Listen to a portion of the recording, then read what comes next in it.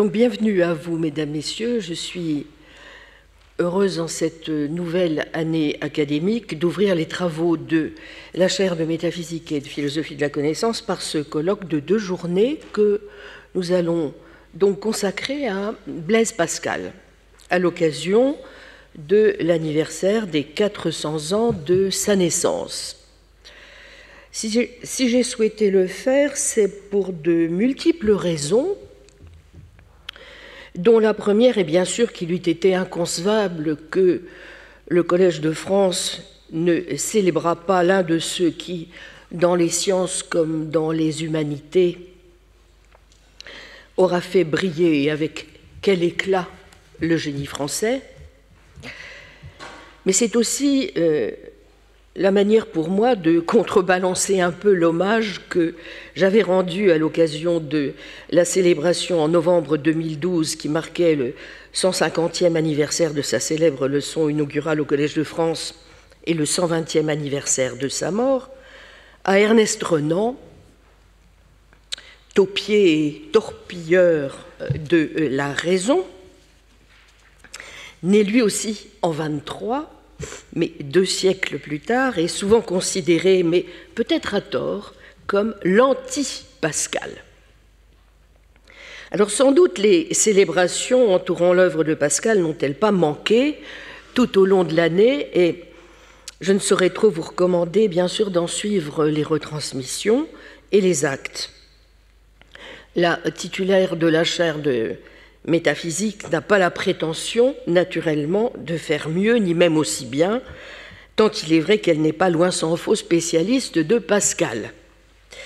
Ce qui ne l'empêche pas de suivre avec une extrême attention les recherches tout à fait remarquables qui sont menées depuis un certain temps déjà, tant par les philosophes que par les littéraires, sur le grand Clermontois.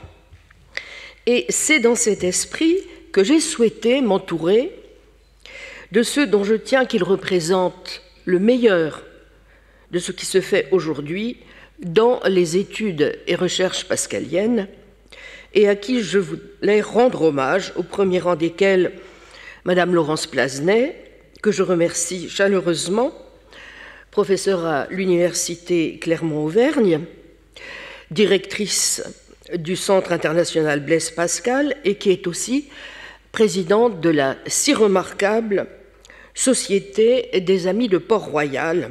Parmi ses nombreux accomplissements, elle vient d'éditer avec Pierre Liraud, qui s'exprimera aussi demain, une toute nouvelle et remarquable édition, celle-ci, qui pèse. Ça ne tient pas tout à fait dans la poche. Bon. Dans la collection bouquins. Bon.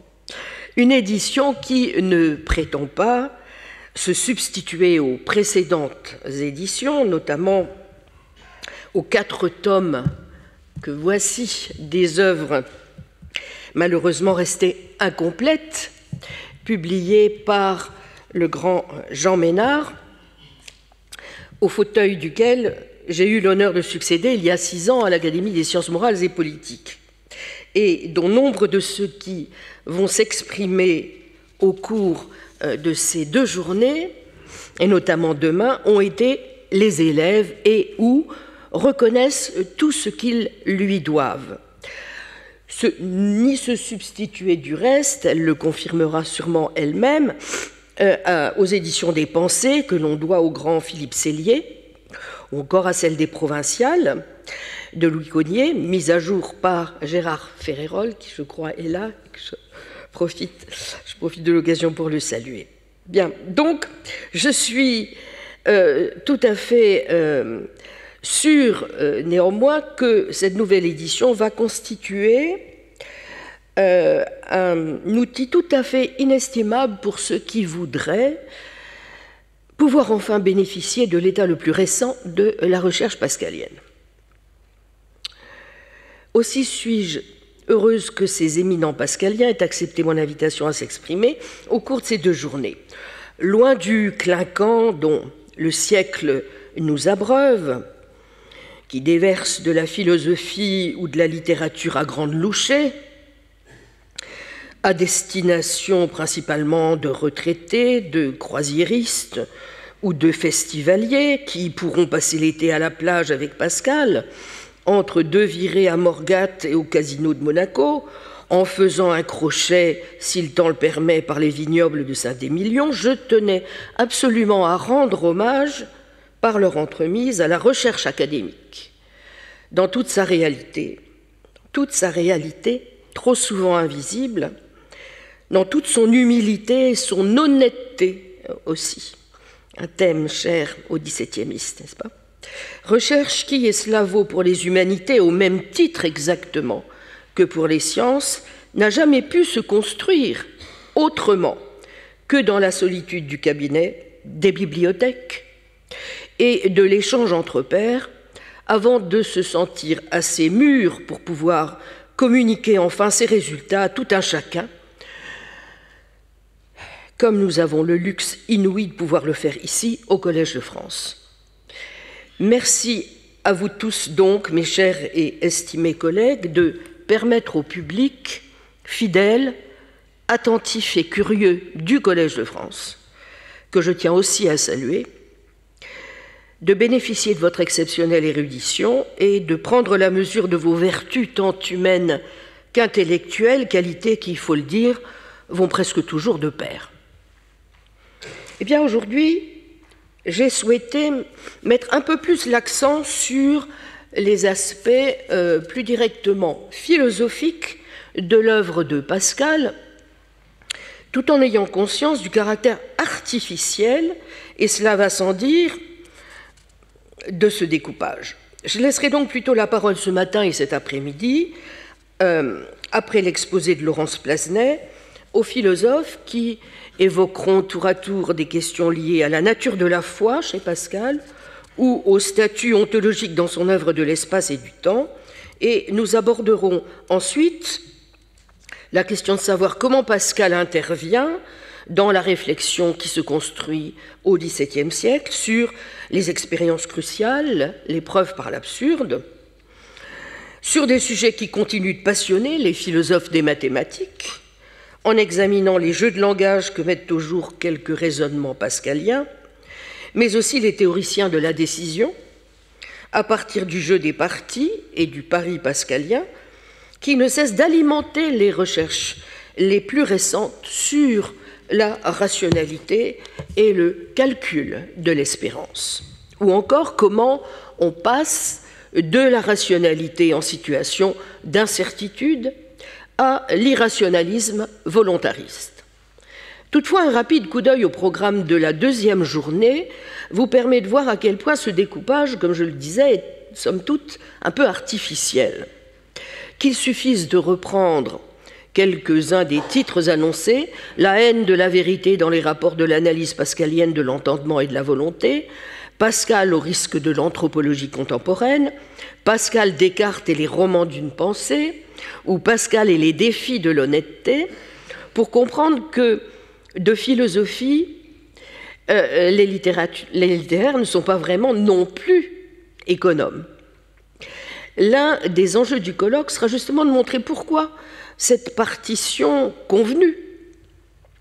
Eh bien, d'abord, s'agissant au moins de Pascal, entre littéraire et philosophe, est à bien des égards donc déroutante.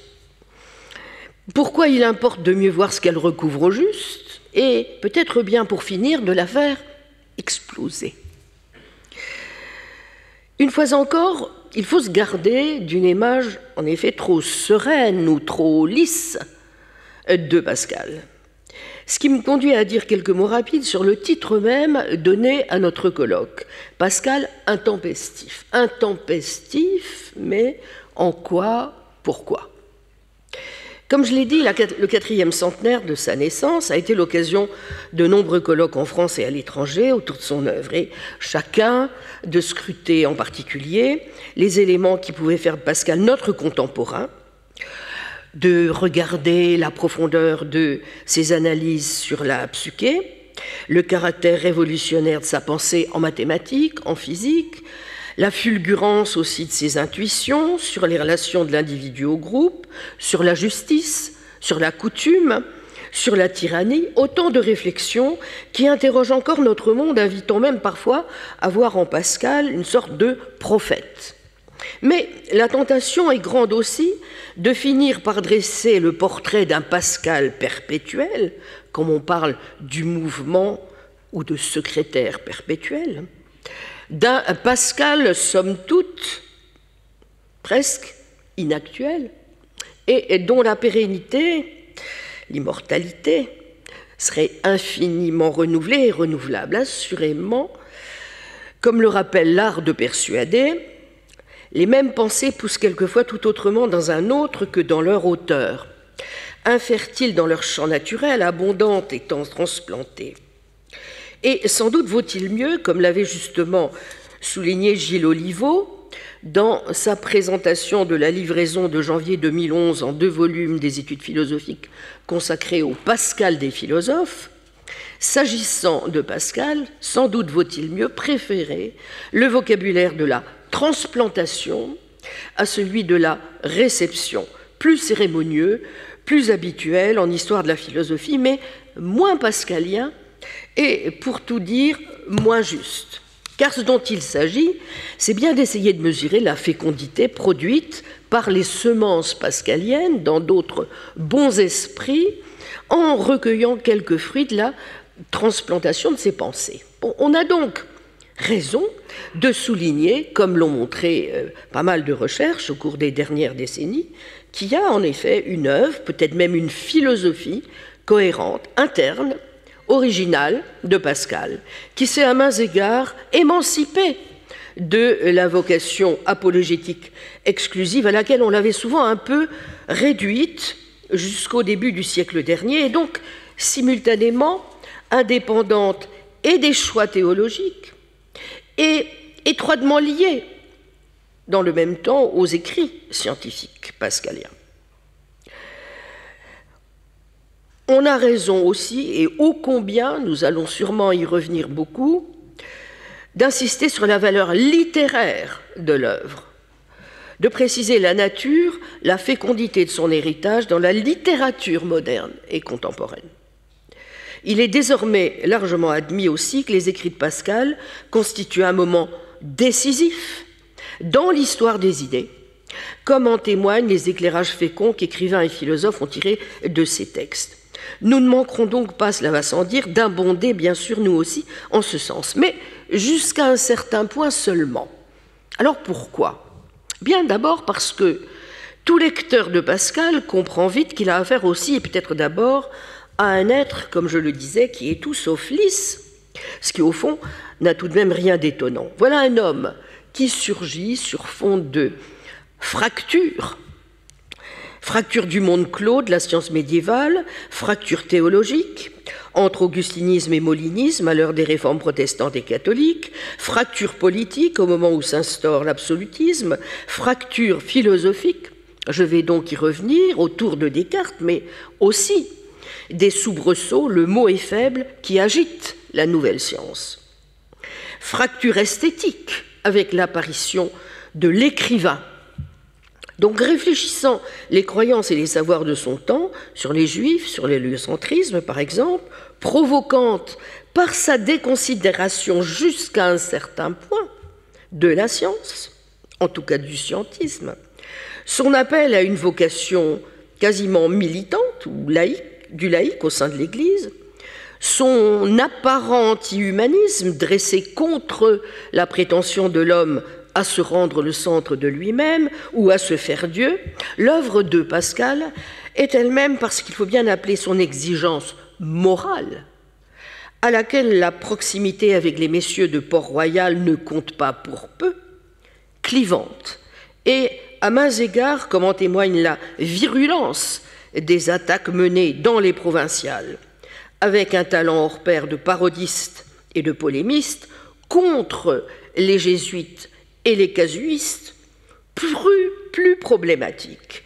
que l'admiration de son génie, oubliant ou banalisant l'épithète effrayant accolé par Chateaubriand, ne le concède souvent. Comment Du reste, passé sous silence, l'exaspération qu'a suscité celui que Nicole appelait le ramasseur de coquilles, chez un Voltaire ou chez Paul Valéry, dont on se souvient de ce qu'il écrit en 1917 à Pierre-Louis, j'ai indiqué à mon cerveau futur les principes directeurs d'un éreintement sauvage des pensées de Pascal, au bénéfice du traité de l'équilibre des liqueurs.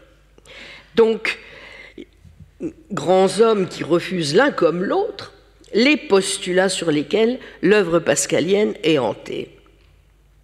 Comme on sait, à l'instar de Sainte-Beuve, Valéry considéra que Pascal n'aime pas la poésie, qu'il n'a que superficiellement prôné la haine de l'ego, qu'il a sacrifié à l'intelligence à la volonté, et il en profite pour critiquer de façon, il faut le dire, injuste, en adorateur de Descartes qu'il est, le Pascal, mathématicien et savant.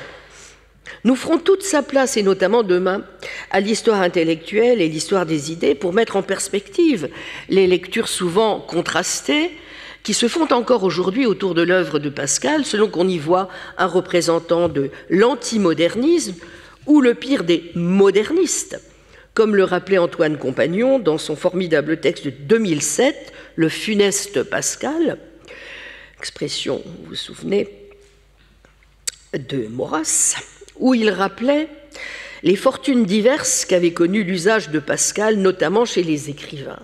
Et Compagnon concluait ainsi, je le cite, « À l'aube du second XXe siècle, la querelle sur l'usage de Pascal, moderniste ou antimoderne, bergsonien, ou à la Sorel, la Barrès, la Maritain ou la Massis, semble hors du temps.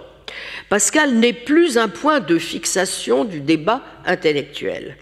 Le conte inachevé de Maurras, c'est-à-dire le fameux Pascal puni, dans lequel Maurras témoigne de son amour-haine pour celui qui n'a cessé de l'obséder, reste là comme un dernier hoquet attardé de l'histoire. Lors de l'important colloque de Royaumont de 1956, nouveau départ des études pascaliennes, pas une seule communication ne cite Bergson, Sorel, Barrès ou Massis. Dans les discussions, un seul intervenant, Léo Hamon, ancien résistant et futur gaulliste de gauche, commentant la thèse de Lucien Goldman, fait du jansénisme un mythe au sens de Sorel. L'idée n'est pas insoutenable, mais elle rappelle surtout les années 10 et 20. Doctrine réactionnaire et pessimiste, le jansénisme a en pratique servi la cause du progressisme au XVIIIe siècle, comme l'illustre la trajectoire de l'abbé Grégoire.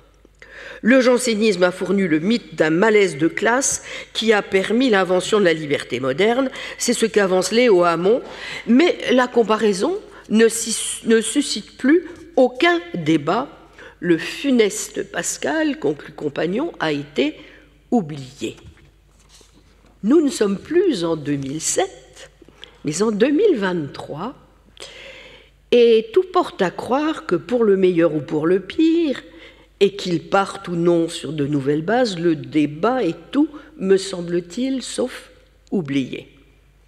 En poursuivant dans cet esprit, il serait évidemment fort instructif d'étudier la manière dont, selon les époques, Pascal s'est vu adulé ou vilipendé, et plus encore les raisons pour lesquelles, au cours du siècle passé, jusqu'à aujourd'hui même, les philosophes, plus particulièrement cette fois, et notamment en France, ont lu et reçu Pascal, favorablement ou non, de Victor Cousin à Jean-Luc Marion et Vincent Carreau, en passant par Mène de Biran, Ravesson, Léon Brunswick, Lachelier, Henri Gouillet, ou hors de nos frontières, un Kierkegaard, un Nietzsche ou un Heidegger, sans oublier ce qu'on fait, à mon sens, un peu trop vite, les grands pascaliens, lecteurs souvent attentifs aussi à ces messieurs de Port-Royal, qu'ont été Louis Marin, Jean-Claude Pariente, Martine Pécharmant, ou encore Hélène Bouchillou et Jean-Pierre Clairaut, qui parlera tout à l'heure. Instructif encore de s'interroger, par exemple, sur les raisons qui ont pu faire que certains grands noms, notamment chez les philosophes chrétiens, je pense au premier chef à Étienne Gilson, n'ont pas jugé bon de faire un grand livre sur Pascal. Se pourrait-il que Gilson ait été d'avis j'allais dire lui aussi, que Pascal devrait davantage être lu, pour reprendre une expression qu'on lui prête, comme l'auteur d'une œuvre littéraire contenant des idées d'origine philosophique, fin de citation, que comme un réel philosophe, au même titre donc qu'un Avicenne, un Duns Scott, un Saint Bonaventure, un Saint Thomas ou encore un Malebranche. Et si oui, pourquoi ? Voilà qui me conduit aux quelques remarques que je souhaitais faire, donc en préambule de nos 2 journées, sur la place qu'occupe Pascal chez les philosophes en 2023. Si Pascal peut, à mon sens, intéresser aujourd'hui même le philosophe, ce n'est pas seulement par l'apport qui est le sien en maint domaine comptant encore trop souvent, à mon goût, à considérer comme n'étant pas centraux pour l'interrogation philosophique. Je pense à ses analyses en mathématiques, sur les sciences. C'est aussi par le tour, à bien des égards, comme je l'ai dit, intempestif que révèlent ses positions. Aussi éclatées et fragmentées soient-elles sur nombre de sujets, ses réflexions sur la vérité, sur la croyance ou encore sur le pari, toutes réflexions qui sont au cœur des débats, qui animent aujourd'hui des pans entiers de la philosophie, qu'il s'agisse de l'épistémologie de la croyance religieuse, de la théorie de la décision, ou des nouvelles figures que revêt le défi sceptique dans la philosophie contemporaine de la connaissance, mais aussi en éthique et en métaphysique. Autant dire que s'interroger sur Pascal chez les philosophes en 2023, c'est pas seulement s'interroger sur le sens que Pascal donne à la philosophie et aux philosophes, ou encore à la métaphysique, si tant est que le mot apparaisse plus que, je crois bien, une seule fois dans l'œuvre, bon. Mais aussi sur le sens que nous, et notamment en 2023, donnons et ou du moins, pour certains d'entre nous, jugeons bon de donner à chacun de ces termes et à ce qu'ils impliquent et imposent aux philosophes, comme aux métaphysiciens, notamment dans leur rapport avec leur propre histoire, mais aussi avec les autres sciences, exactes, naturelles, humaines, sociales, ou encore, s'agissant notamment de la métaphysique, avec la théologie. En d'autres termes, qu'est-ce qu'un philosophe en 2023? Que faut-il attendre de lui? Que mettre au juste sous le concept de métaphysique, si peu présent, comme je le disais, au demeurant chez Pascal?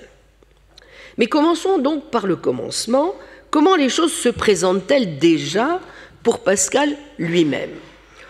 Car, vous connaissez, et ce n'est pas le moindre des paradoxes, c'est au moins celui qui s'offre aux philosophes soucieux d'une lecture juste de Pascal, et qui est bien connu. Pascal ne dit-il pas clairement qu'il n'a que faire de la philosophie et des philosophes, pour ne rien dire donc de la métaphysique et des métaphysiciens. C'est pas seulement Descartes qui est inutile et incertain, c'est aussi bien, mais pour d'autres raisons bien sûr, Épictète, Pyrrhon ou Montaigne.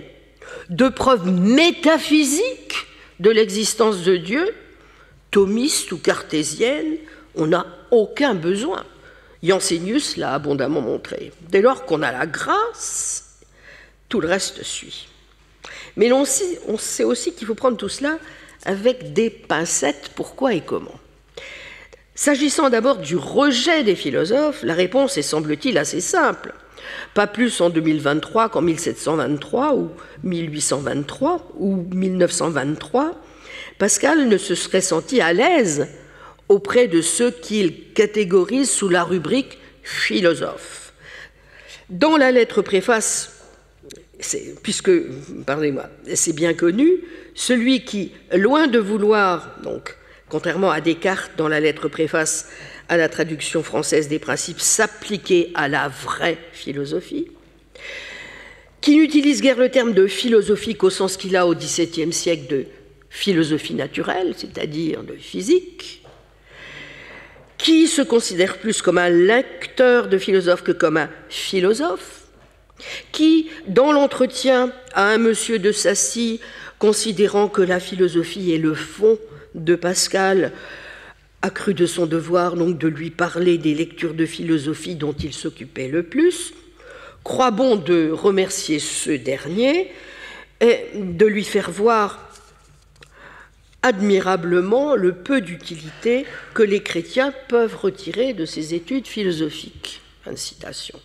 L'affaire est apparemment acquise. Les philosophes, le plus souvent, s'intéressent davantage à leur réputation qu'à la vérité. Pascal, au fond, n'a-t-il pas vrai? C'est vrai que les philosophes se racontent souvent beaucoup d'histoires. Mais aussi que le salut, qui seul importe, ne viendra in fine ni des philosophes, ni de la philosophie, pour ne rien dire de la métaphysique, mais par un de ces retournements ou de ces contrariétés dont il a le secret, dont on voit la mécanique opérer dans la magnifique raison des effets, par une autre manière, au fond, de philosopher. Puisque si l'on comprend bien, ne pas philosopher, c'est encore philosopher. Bon. Comme l'ont bien vu les commentateurs, il y a bien chez Pascal une opération donc de destruction ou de disqualification des philosophes et de la philosophie par la mise en place d'une forme de propédeutique négative. Assurément, les philosophes, et non des moines, ne manquent pas dans les alentours.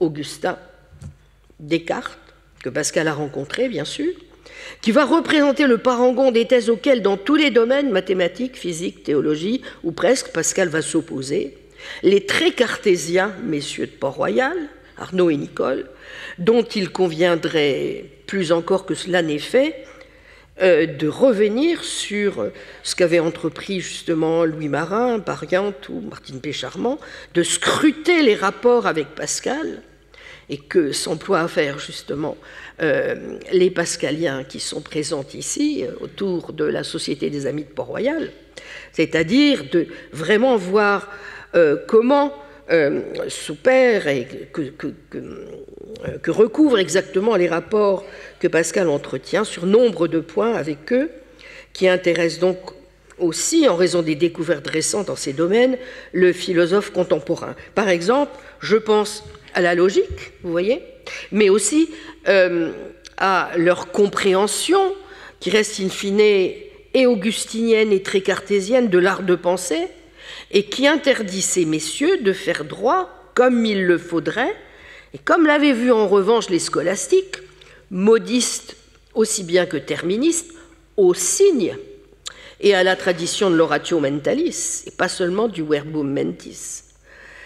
Voilà, et ceux qui sont tellement mis en avant aussi dans l'entretien avec M. de Sacy, le stoïcien Épictète, le sceptique Montaigne, scepticisme et stoïcisme peut représenter, du reste, à l'époque, étant davantage vus comme des sectes que comme des doctrines, mais que Pascal va juger nécessaire de rejeter, une fois bien sûr donné à chacun le coup de chapeau qui convient, car ces sectes, dogmatistes comme pyrrhoniens, lui font l'effet pour finir de n'apporter que des pierres à des hommes qui ont faim, n'est-ce pas? Bon, les stoïciens connaissent la grandeur de l'homme, mais ils ignorent sa misère. Les sceptiques connaissent sa faiblesse, mais ils méconnaissent son orgueil.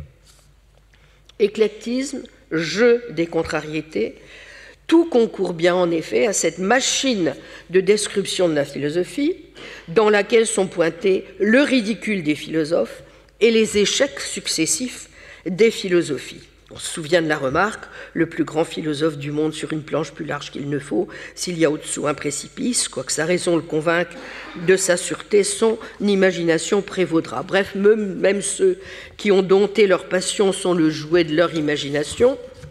Plusieurs n'en sauraient soutenir la pensée sans pâlir. L'entretien avec M. de Sacy témoigne de cette impossible autonomie, finalement, de la philosophie et impose, par le jeu incessant des contrariétés entre les protagonistes, il faut savoir donc retourner l'accrochage in fine nécessaire de la philosophie, puisqu'elle présuppose l'homme, et pas n'importe lequel, à l'anthropologie, laquelle ne peut chez Pascal, comme l'avait montré Henri Gouillet, se constituer que comme théologie.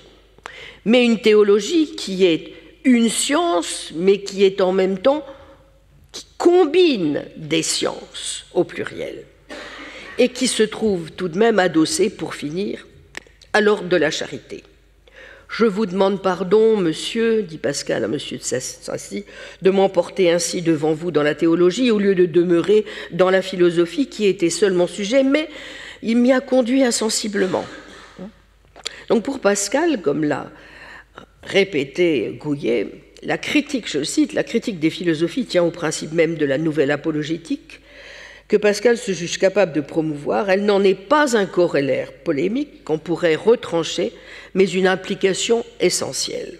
Ce qui intéresse Pascal dans la philosophie, ce sont ses échecs, elle n'a de portée apologétique que dans la mesure où sa critique contribue à établir une espèce d'anthropologie négative.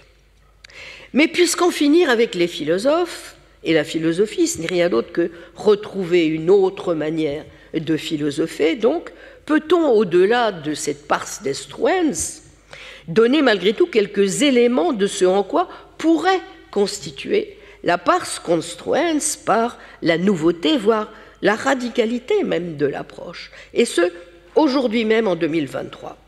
Dans le peu de temps dont je dispose ce matin, je voudrais donc, pour introduire à nos travaux, émettre quelques très rapides suggestions en ce sens, en les construisant autour, vous voyez, de quelques thèmes, plus encore d'interrogations, dont il me semble que tout philosophe honnête devrait aujourd'hui se saisir. Donc, si vous voulez bien, essayons d'ouvrir aujourd'hui très vite quelques dossiers. Premier apport, à mon sens, des analyses pascaliennes. La mise en évidence du nécessaire mise en relation des différents registres de la connaissance. Il faut certes distinguer la connaissance selon les objets auxquels elle s'applique, et c'est cette bipartition fort intéressante qui conduit du reste Pascal à distinguer fermement, comme vous le savez, les sciences qui relèvent de l'expérience et du raisonnement et celles qui ne doivent être évaluées que sur fond de témoignage et d'autorité. Mais une fois cela dit, il importe aussi de ne pas opérer, de notre point de vue, de clivage trop fort, comme cela a pu être, je crois, un peu une tendance chez certains, entre le travail du philosophe Pascal et celle du savant Pascal.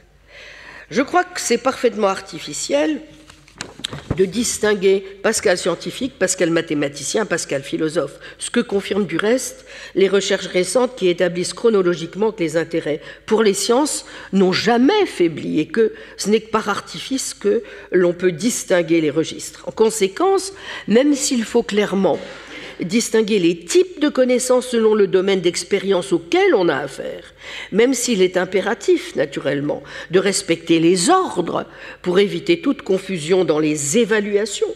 On ne peut pas faire comme si, par exemple, ce que Pascal établit en géométrie projective sur les raisonnements, ou encore sur la nature nominale des définitions dans de l'esprit géométrique, dont les cartésiens Arnaud et Nicole ont du reste vu tout de suite la pertinence et en ce sens la possible communauté théorique de Pascal avec Descartes, n'avait aucun effet sur la manière, par exemple, dont il réfléchit à la façon de rendre compte de la contingence dans le cadre d'un calcul strict et rigoureux, ou dont il privilégie la connaissance du futur plutôt que celle du passé ou du présent. Ce faisant, il me semble qu'on peut tirer une première leçon philosophique de l'attitude pascalienne et qu'avait du reste fort bien comprise Leibniz. Je vais y revenir. Leibniz qui avait fort bien noté que Pascal était, dans cette lettre à Raymond de mars 1714, très mathématique et très métaphysique en même temps. Évidemment, cela ne conviendra peut-être pas à ceux qui enclinent surtout à une approche spiritualiste de la philosophie et encore plus de la métaphysique, veulent surtout voir en Pascal l'homme du gémissement, le pessimiste, de l'effroi, de l'ennui, de l'inquiétude tragique, de la crainte et du tremblement. Mais s'il y a lieu de traiter Pascal en philosophe, alors c'est au moins autant et peut-être d'abord de ce côté-là qu'il faut chercher. Deuxième apport, si, comme je le crois, une philosophie attentive doit simultanément éviter tout scientisme, ne jamais oublier, comme Pascal est le premier à le faire, que la géométrie au demeurant n'est jamais qu'un métier, et rester attentive, même la géométrie, et rester attentive à ce qui se passe dans les sciences, alors Pascal, sur ce plan, est vraiment un modèle du genre. Pascal a non seulement révolutionné les sciences mathématiques, il est l'un des premiers savants de son époque, il généralise le point de vue projectif en géométrie, invente la première machine à calculer, donne droit de cité en physique au concept d'espace vide, établit les bases de l'hydrostatique, conçoit le principe du calcul intégral et fonde avec Fermat l'analyse combinatoire et le calcul des probabilités. Ses découvertes sont notables. Mais il a aussi révolutionné la physique, en soulignant notamment l'importance à accorder aux expériences, aux expérimentations, aux instruments, ainsi qu'aux hypothèses et au raisonnement inductif et abductif. Comme l'avait parfaitement bien analysé en détail Catherine Chevalet dans son grand petit livre de 1995 consacré à Pascal, Contingence et probabilité au pif. Petit livre, mais bon. Très vite, Pascal libère la géométrie du sentiment naturel dans l'opuscule de l'esprit géométrique. À ce qui est naturellement concevable, il faut substituer ce dont on peut démontrer que le contraire est faux, puis l'affirmer hardiment, quelque incompréhensible que ce soit. Pascal récuse donc d'emblée l'idée d'une évidence de la vérité. C'est une maladie naturelle à l'homme de croire qu'il possède la vérité directement, et de là vient qu'il est toujours disposé à nier tout ce qui lui est incompréhensible, au lieu qu'en effet, il ne connaît naturellement que le mensonge et qu'il ne doit prendre pour véritable que les choses dont le contraire lui paraît faux. Libérer la géométrie du sentiment naturel, mais certes pas des lumières naturelles, pas la même chose, c'est rendre possible l'introduction de l'infini. Pascal contre Descartes, et comme n'a cessé de l'enlouer Leibniz, introduit l'infini. Chez Pascal, notons encore que l'objet mathématique ou physique est pensé non comme une idéalisation de l'objet naturel qui en révélerait l'essence, mais comme une relation, comme un rapport. La nature n'obéit pas à des lois universelles et nécessaires, elle est un processus soumis à des fluctuations.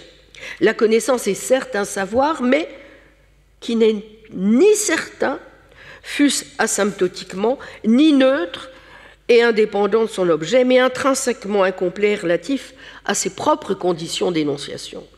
Pascal a lu Descartes de près, il pense à la fois à partir de lui et contre lui. Et sa critique du cartésianisme se fait bien sur le plan de la philosophie elle-même. Idem en ce qui concerne la place du vraisemblable et de la contingence. Pascal et Descartes semblent se contredire point par point. Descartes exclut tout ce qui n'est que vraisemblable du champ de la connaissance. Il sauve l'incertitude de la physique du risque de la contingence en la fondant métaphysiquement. Il soumet toute la connaissance à une contingence irrémédiable. Pascal, à l'inverse, n'est-ce pas, soumet toute la connaissance à une contingence irrémédiable, à l'exception des déductions axiomatiques de la géométrie, et il introduit un calcul du hasard. Mais le point intéressant est surtout que, je dirais, sa critique de ce qui s'instaure chez Descartes n'est ni simplement sceptique, ni réductible au primat accordé à l'apologétique. En réalité, face à la position cartésienne elle-même, qui a été caricaturée beaucoup par la suite, on voit déjà comment l'œuvre de Pascal constitue non seulement une alternative cohérente dans le domaine de la théorie de la connaissance, mais constitue déjà une tentative globale pour penser ensemble la contingence et la probabilité mathématique. Là où le XVIIe siècle refuse de penser le probabilisme autrement que comme vraisemblance douteuse qui apparaît encore dans la manière dont Pascal le traite dans les provinciales, du reste, l'épistémologie anti-cartésienne de Pascal le conduit à donner, selon les termes de Cassirer puis de Ian Hacking, la première philosophie du probabilisme. Comme on le voit, l'épistémologie de Pascal suppose donc une rupture, des ruptures, et notamment une rupture avec la perspective dans laquelle on l'a le plus souvent lu, celle du conflit, du simple conflit entre foi et rationalité, ainsi qu'avec celle de la séparation ultérieure entre science et philosophie. C'est oublier comme le dit fort pertinemment Catherine Chevalet, que cette épistémologie lui permet d'introduire l'idée d'une rationalité du probable, et ce qui implique plus généralement de rompre avec l'habitude solidement ancrée, et dont témoigne encore l'essai philosophique sur les probabilités de Laplace, de dissocier les découvertes scientifiques de leurs conditions de possibilité philosophique. Avec l'idée d'une rigueur possible de la connaissance probable, Pascal bat en brèche ce qui était une idée hors norme au XVIIe siècle, où le hasard restait frappé d'interdits sur le plan moral. En travaillant sur les hasards des jeux et en étendant la règle des parties à l'action humaine en général, comme l'a superbement montré Laurent Thirouin, Pascal prend ainsi 3 libertés dont on aurait tort de sous-estimer la radicalité. Celle de mathématiser des objets, les hasards qui, comme l'infini, sont irréductibles aux sentiments naturels et inconcevables par lui. 2. Celle d'introduire à travers ce changement de point de vue sur le jeu et via l'usage du raisonnement par induction complète, l'idée que la raison doit penser le présent à partir du futur et donner des règles pour la décision plutôt qu'un savoir universel et nécessaire sur le monde. 3. Celle d'allier l'incertitude du hasard et la rigueur des démonstrations et donc de montrer que les contraires peuvent se composer et cesser d'être incompatibles.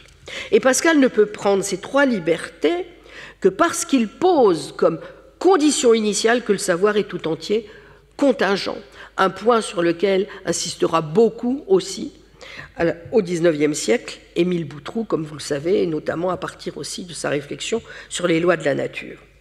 C'est pourquoi peu importe au fond que les objets mathématiques ou physiques soient sans corrélat. Ce pourquoi encore la finalité de la rationalité devient bien de déterminer l'homme à agir dans un monde où il est perdu.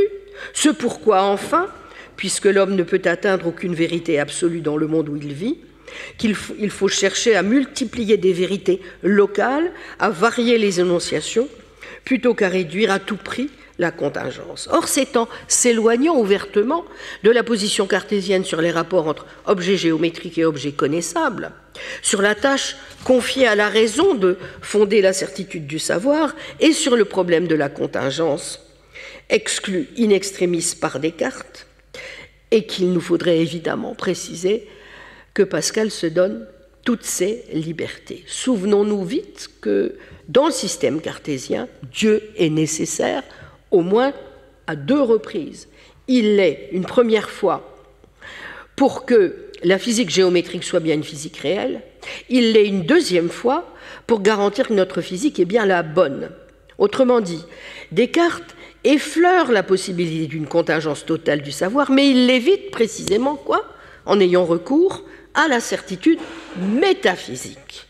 Bref, sa méthode pourrait ne pas être universelle, la physique géométrique pourrait être fictive, Dieu pourrait vouloir nous tromper, mais Descartes évite ces 3 éventualités, ce qui le conduit à une théorie générale de la connaissance qui permet une fondation en Dieu, lequel est réintroduit par cette fameuse chiquenaude tant décriée, voire le Descartes inutile et incertain, des lois de la nature par des preuves métaphysiques. Donc toute cette architecture cartésienne, il faut bien le dire, mettait en place une conception de la science qui aura tout de même dominé l'évolution ultérieure de la physique ou de la philosophie jusqu'à une date relativement récente, malgré le vague et les difficultés logiques et scientifiques, n'est-ce pas, qu'elle posait. Autant dire que l'alternative la plus forte au cartésianisme est bien celle que propose Pascal au nom à la fois de son exil théologique, certes, mais aussi d'une conception entièrement différente des mathématiques, de la physique et de la contingente. Comme l'a noté avec beaucoup de pertinence Catherine Chevalet, je la cite, « Ce qui a fait la célébrité de l'opuscule sur l'esprit géométrique au XXe siècle était la substitution à l'intuition d'une théorie axiomatique de la démonstration. Mais sous cette substitution, une signification philosophique essentielle du texte de Pascal est de détruire le lien qu'avait établi Descartes entre géométrie et théorie de la connaissance. Seulement Pascal se sert de la lumière naturelle, c'est-à-dire de l'instance cartésienne de l'évidence, pour introduire une entité incompréhensible. Mais en libérant la géométrie, l'arithmétique et la mécanique des contraintes de la représentation, il s'oppose à l'idée même de dériver une théorie générale de la connaissance du privilège de l'objet mathématique. Cela revient à détruire de l'intérieur, par la lumière même, par la lumière naturelle elle-même, le projet de la mathésis universalis. Vous noterez au passage que Pascal ne fait cette critique qu'en se tenant au plus près de Descartes, et il serait facile d'énumérer les très nombreuses situations de Descartes dans l'opuscule, mais ici l'accent principal, vous voyez, est mis sur le détournement qu'on peut opérer de la lumière naturelle lorsqu'elle est appliquée à introduire de l'infini dans les mathématiques. Et la fin de l'opuscule montre en conséquence que la géométrie elle-même enseigne la limitation de la connaissance. C'est parce que la géométrie des indivisibles est inconcevable que les hommes apprennent, je cite, à se connaître eux-mêmes en se regardant, placés entre une infinité et un néant d'étendue, entre une infinité et un néant de mouvement, entre une infinité et un néant de temps. Fin de citation. Troisième apport.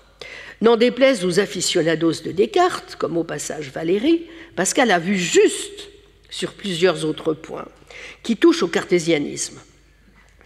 Rappelons quelques points de la critique. Descartes a une conception de la connaissance qui suppose une approche fondationnaliste, qui postule en outre que l'on connaît les natures et les essences. Pascal introduit Dieu comme une chiquenaude. Bref, il ne place pas Dieu, même s'il le fait créateur des vérités éternelles, au bon endroit.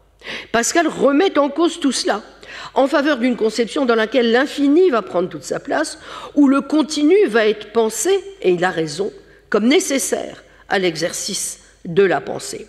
Les mathématiques ne sont pas conçues sur le modèle d'une mathésis universalis. En conséquence, Pascal défait, vous voyez, le lien, le nœud entre connaissance et approche nécessairement fondationnaliste, mais aussi nécessitariste et apodictique. Elle le restera encore avec Kant. Mais c'est aussi, évidemment, pour faire la part belle à la théologie. Quatrième apport.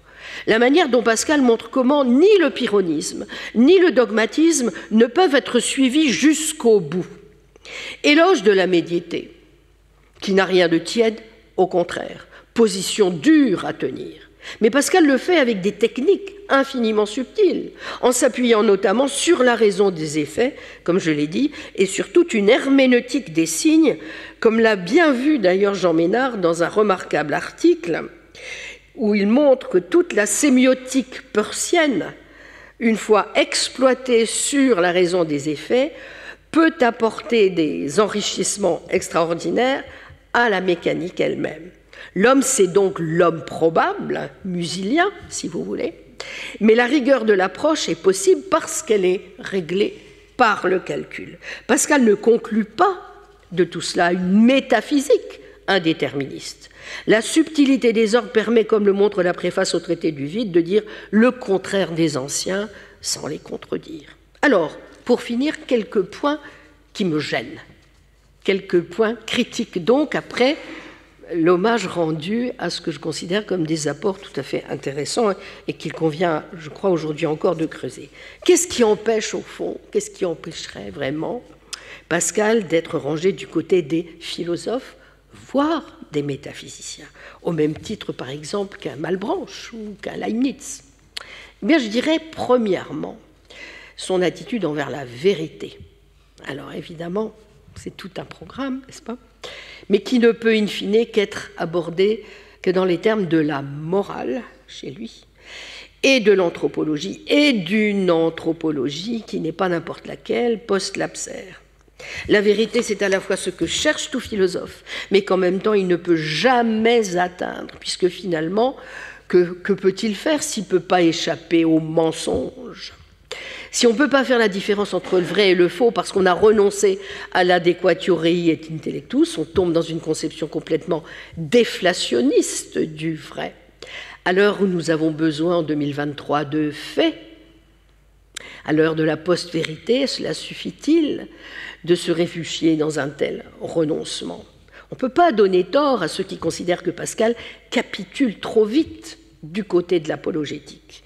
On présuppose l'état post-lapsaire, mais si tout est vu et doit être vu, en quoi il n'a pas forcément tort, non pas d'un point de vue de nulle part, n'est-ce pas, comme on dit maintenant, mais d'une perspective. C'est la dernière mode, notamment en philosophie des sciences, de suivre le perspectivisme, car il y a bien ce que Jean-Pierre Clairaut appelle une topique pascalienne de la vérité. Qui va juger que c'est la bonne? Sur la base de quoi va se faire le choix du bon critère, de la bonne perspective?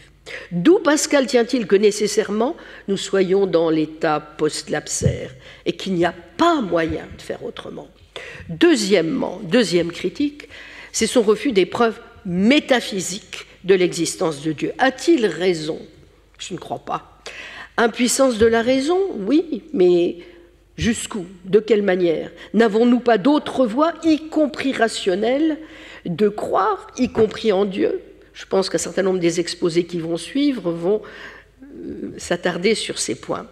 De même, en termes d'épistémologie des croyances religieuses, doit-on renoncer éventuellement à toute forme de justification?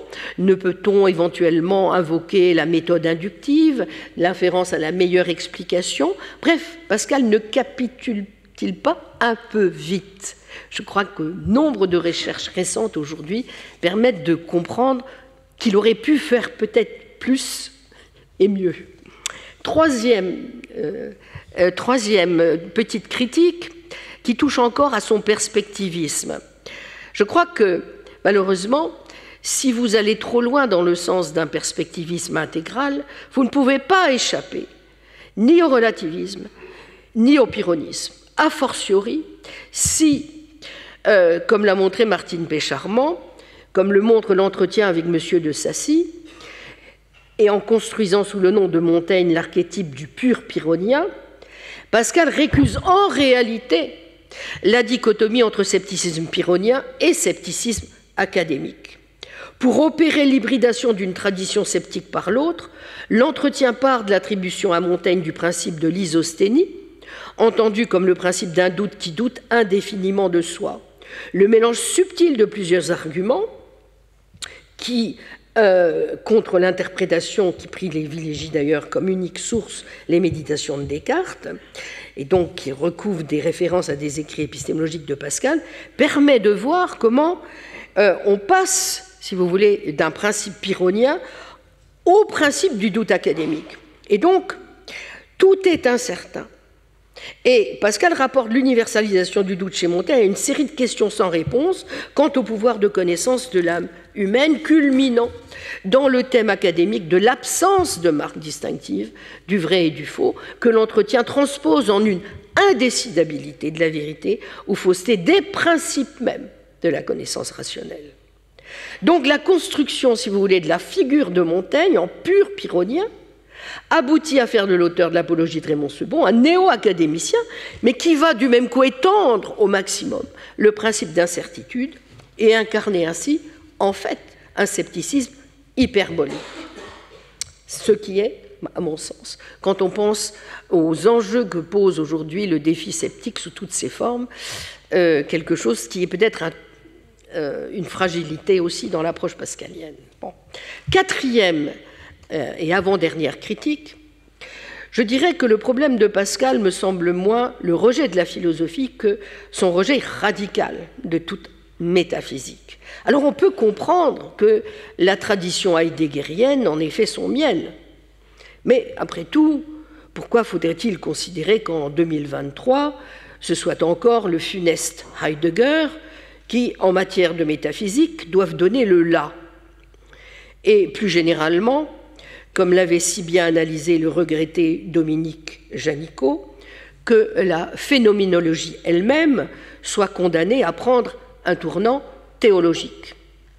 Voltaire n'avait peut-être pas tort, dans son éloge mi-figue, mi-raisin, de la 25e lettre philosophique, censée se borner à corriger quelques erreurs d'inattention, que Pascal aurait lui-même corrigé beaucoup dans l'ensemble de ses pensées, et qu'il aurait lui-même donc jeté au hasard sur le papier pour les examiner ensuite. Mais où il s'agit bien de s'en prendre au raisonneur Pascal, qui transporte indûment en dehors de leur ordre propre des idées philosophiques, bref, qui n'a pas su, comme il aurait dû pouvoir le faire, aborder la foi par la seule révélation et qui s'est trompé en croyant faire l'apologie de la religion chrétienne en s'appuyant sur une anthropologie erronée, reposant sur un discours sur l'homme et une apologie erronée de la nature humaine. Car avoir raison contre Pascal, ce n'est nullement prendre un parti anti-janséniste, comme le croient les détracteurs de Voltaire.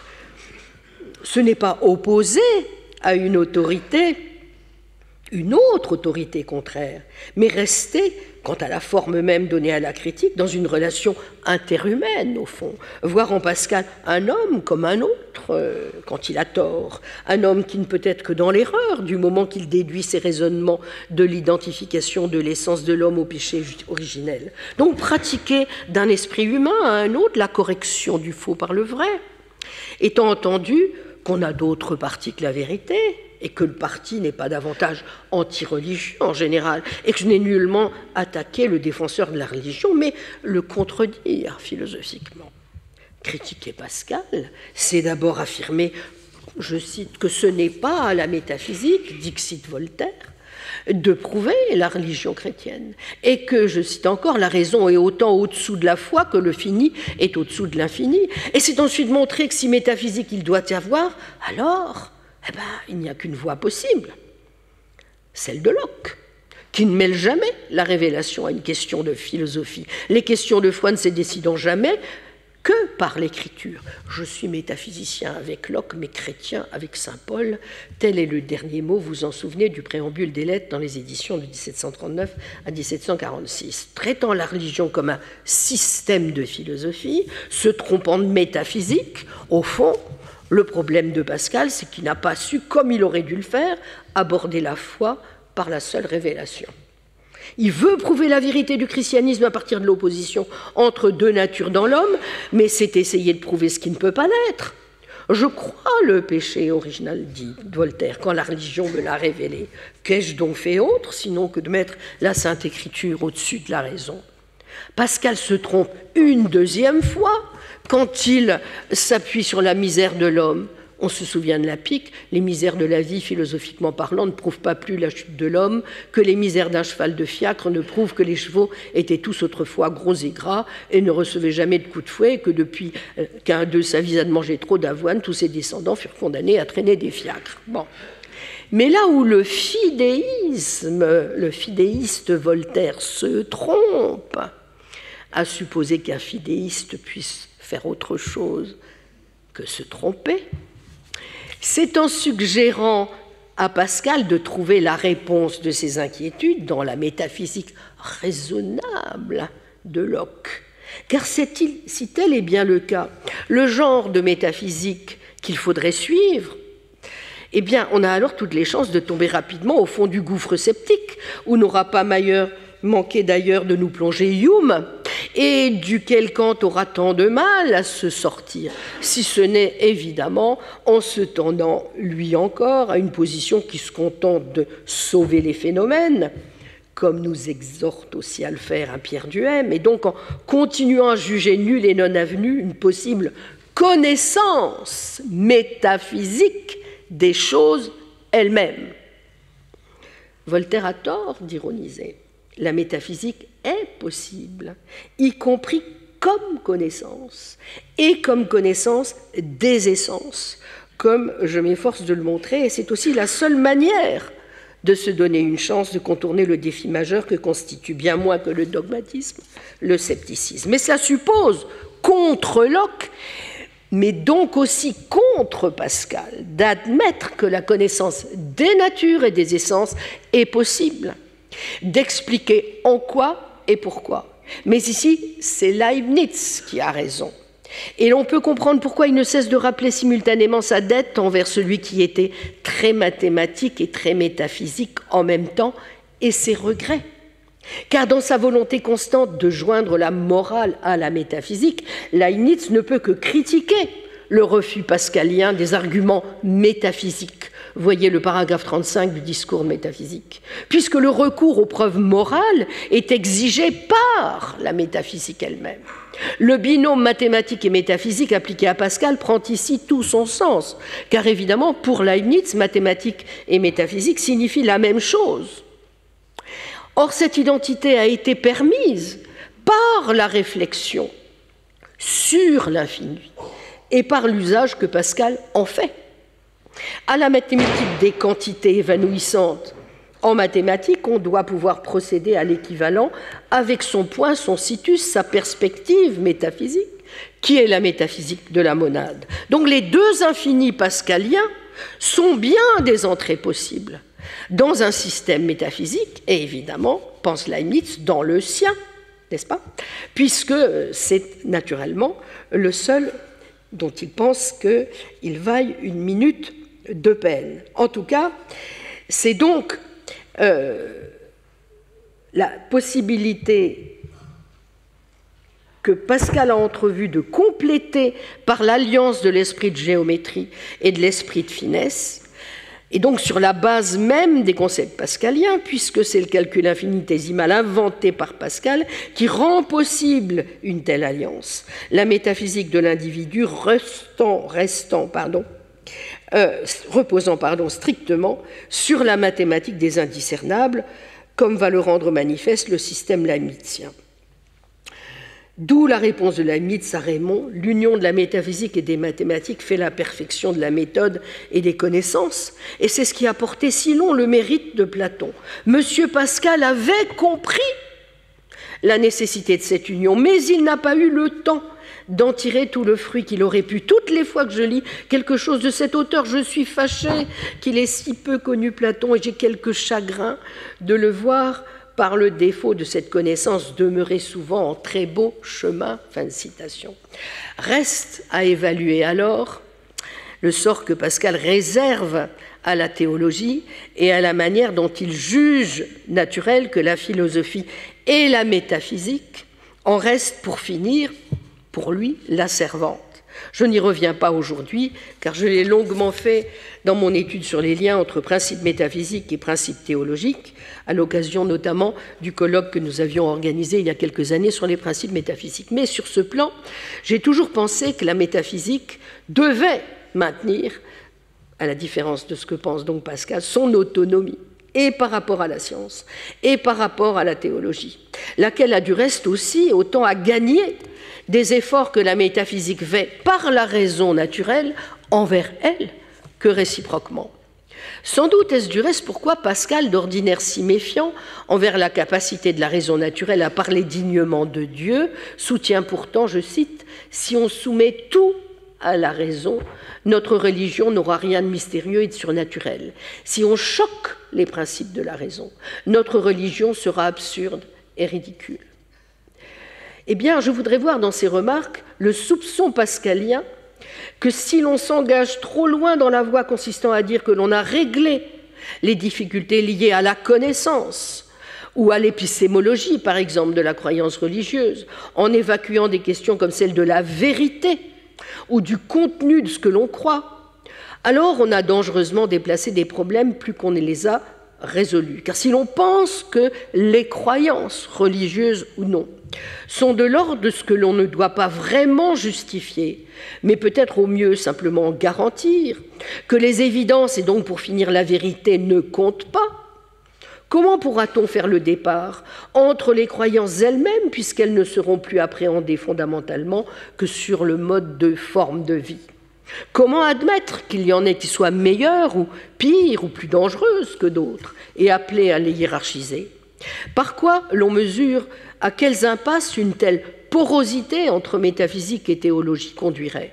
Si à trop déplacer la charge de la preuve, n'est-ce pas, du côté de la théologie, si on n'est plus capable de dire que telle ou telle position métaphysique et ou théologique est vraie ou fausse, voire purement et simplement absurde ou dénuée de sens, alors le risque est grand de ne plus avoir de rempart bien solide à opposer aux fanatiques. Or, nous devons toujours garder à l'esprit, et les perspectivistes aussi talentueux soit-il, comme c'était sans aucun doute Pascal, ferait bien de garder cela à l'esprit, ainsi que nous y exhortait le grand Malebranche, que, je cite, « la vérité parle en diverses manières, mais certainement, elle dit toujours la même chose ». Je vous remercie.